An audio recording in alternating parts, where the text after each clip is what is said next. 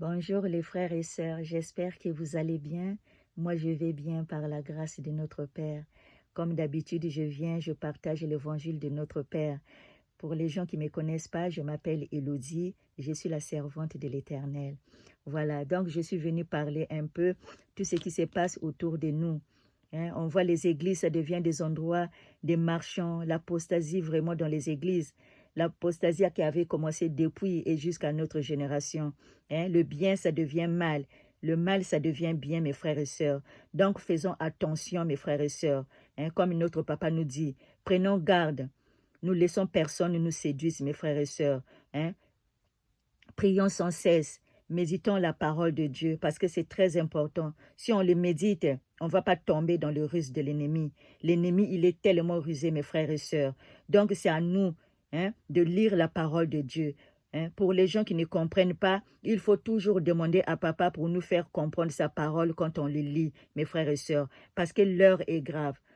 Notre salut n'est pas là à jouer. Notre salut, il est là à suivre notre Père, parce que le seul horloge, c'est notre Père Jésus-Christ, lui qui a donné la vie pour toi et pour moi.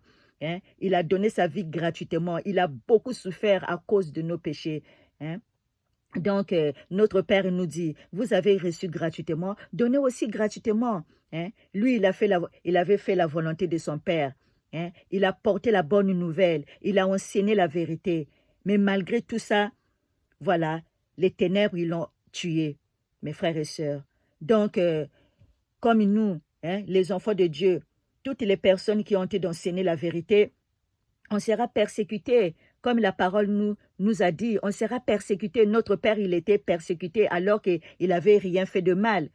Il a porté la bonne nouvelle. Il a guéri des maladies. Il a donné sa vie pour toi et moi, gratuitement. Donc, on a reçu gratuitement, on doit donner aussi gratuitement.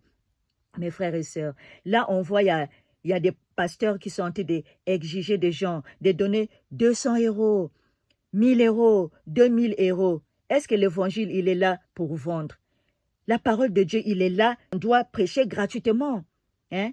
L'évangile de Dieu, ce n'est pas pour vendre, mes frères et sœurs. C'est tellement grave ce qui se passe dans les églises.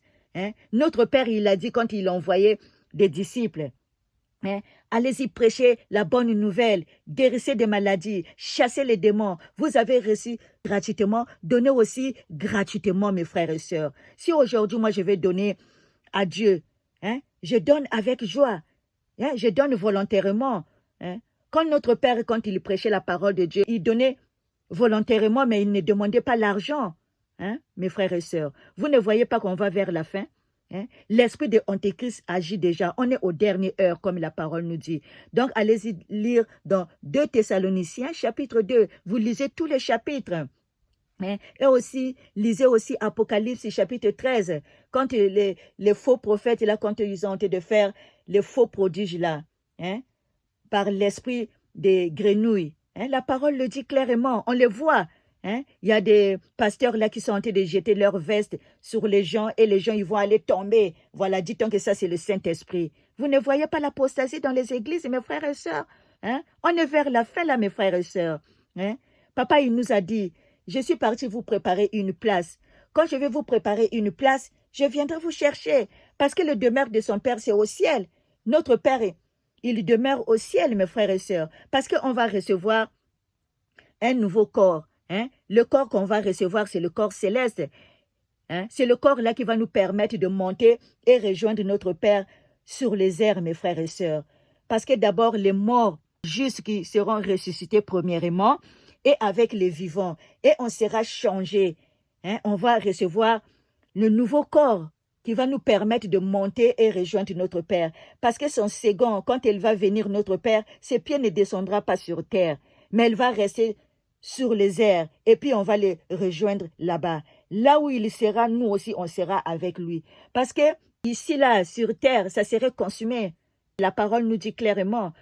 Parce que là où on vit ici, là, sur terre, là, ça serait consumé. Parce qu'il y a des choses qui vont passer terribles.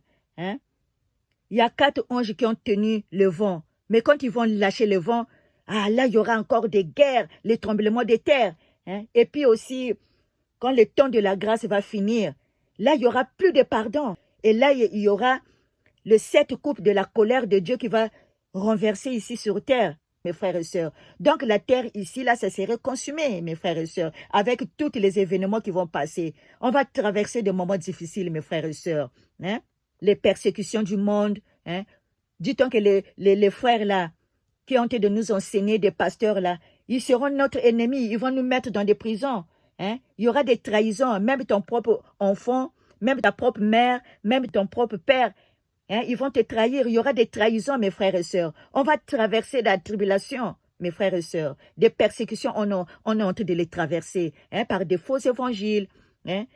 Par toutes ces choses qui se passent. L'ennemi a infiltré dans tous les domaines, dans les temples, hein? Dans les nouveaux, de la santé, hein? Dans tous les domaines, mes frères et sœurs. Dans les églises, on les voit, mes frères et sœurs. Hein? Donc, faisons attention. Hein? Un enfant de Dieu doit habiller décemment comme la parole de Dieu nous dit. On doit montrer l'exemple. On doit s'habiller décemment. Mais on ne doit pas habiller des trucs serrés. Maintenant, les gens, ils commencent à marcher maintenant en slip. Hein? Les leggings là qu'on met dans nos jupes, dans nos robes, dans nos pantalons, maintenant, on commence à les porter comme ça là, à montrer toutes les formes. Hein? On est comme le temps de Noé et le temps de Sodome et Gomorrhe. On les voit, mais ça c'est encore rien, mes frères et sœurs. Hein? Donc il y aura des trahisons, hein, pour les gens qui ont l'évangile de l'Éternel et son témoignage, hein, ils seront persécutés, mes frères et sœurs, comme la parole nous dit. Hein? Donc marchons dans la sanctification. On n'enseigne plus la sanctification, on ne parle pas de l'avènement de notre Père, on ne parle pas que c'est l'Antéchrist qui va venir avant notre Père vienne, parce que son esprit agit déjà. On est aux dernières heures, mes frères et sœurs. Notre horloge à nous, c'est pas la nation ici sur terre. Notre horloge à nous, c'est Dieu. C'est lui qui a donné la vie pour nous. Hein? Donc, on doit suivre que Jésus-Christ, le roi des rois, il est le seul. Il est le chemin, la vérité et la vie. Il était hier, aujourd'hui et éternellement, mes frères et sœurs. Donc, le salut est individuel, mes frères et sœurs. Hein? Pour les gens qui sont fidèles à Jésus-Christ, pour les gens qui marchent selon ce qu'il nous demande, de mettre sa parole en pratique. Parce que quelqu'un qui écoute, qui ne met pas sa parole en pratique, il sera comme une maison bâtie sur le sable. Si les tentations viennent, cette maison-là va tomber. Mais si on les met en pratique, voilà, tu es en train de le bâtir sur le roc. Le roc, c'est Dieu. Hein, quand tu écoutes, tu le mets sa parole en pratique, on sera comme une maison bâtie sur les rocs. Si le vent vient, si les tentations viennent, cette maison-là ne va pas tomber parce que tu l'as construit en Jésus-Christ, mes frères et sœurs. Donc, soyons vigilants avec tout ce que nous entendons. Il faut avoir l'esprit de discernement. Parce qu'avec la séduction là qui se passe dans les églises, la manipulation, hein, avec des sorciers, les manipulations, toutes ces choses-là. Hein, il y a des gens qui viennent, voilà, on va dénoncer. Dieu nous a dit quoi? Hein? Ne jugez point. Enlève d'abord la paille qui est dans ton œil, avant d'enlever la paille qui est dans l'œil de l'autre. Hein? Mais si un frère, il est en train d'enseigner de faux évangiles, là, je dois dénoncer. Je dois dénoncer, mes frères et sœurs. Hein? Donc, on n'est pas là seulement à voir les péchés des autres.